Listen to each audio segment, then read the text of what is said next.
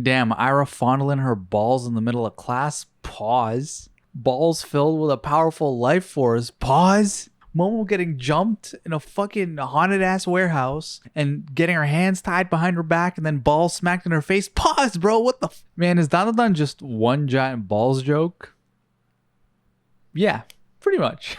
Welcome everyone to Dandadan episode 6. We're already halfway through. Holy shit. In this episode, we officially meet Aira, who definitely thought she was the main character of a different show. She's basically Teruhashi from Psyche K, except the psychics in this show are...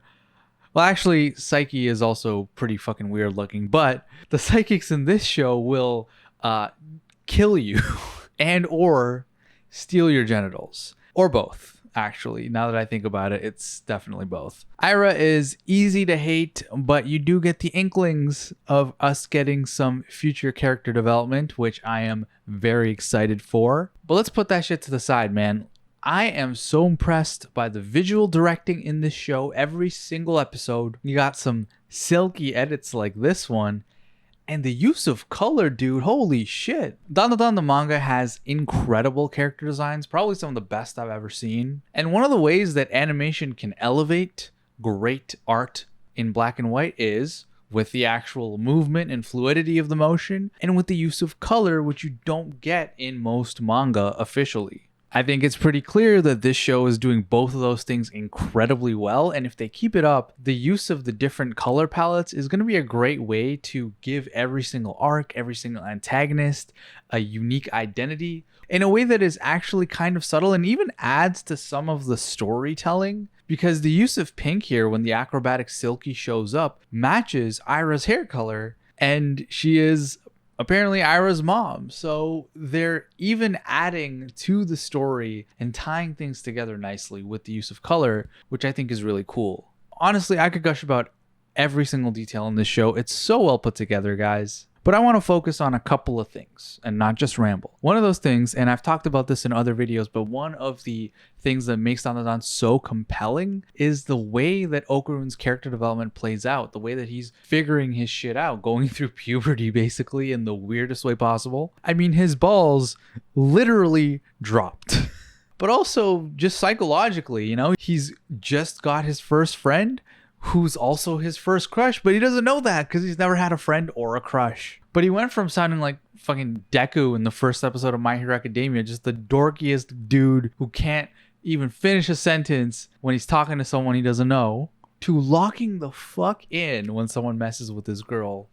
Which makes sense. He's an awkward kid. He doesn't have much self-confidence, but one thing he does know about himself is that he cares about her. So if anyone fucks with her, he's not going to take it. And just to add to the natural, like, inconsistency of being a teenager, he has literal ghost spirit powers, but when he uses them, he loses all motivation and just becomes this, like, soulless, depressed shell of a person, which is kind of funny, but it's also very on brand because puberty is a mess.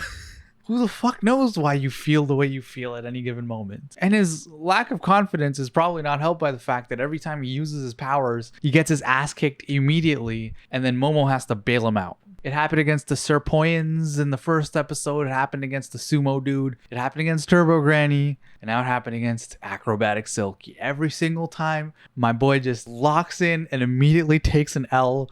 Poor guy.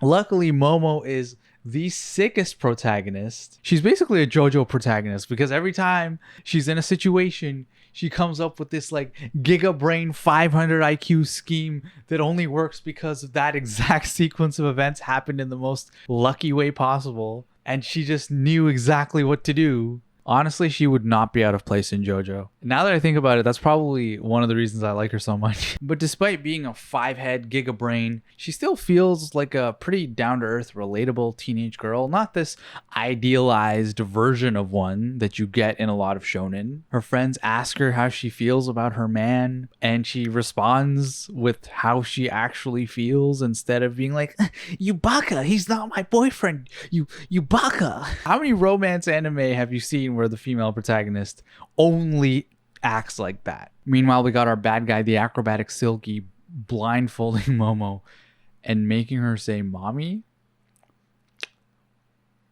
Let me write that down, actually. Anyways, that's all for this week. Let me know what you guys think of the episode. Did you like it? Did you hate it? Did you find Okarun's other ball?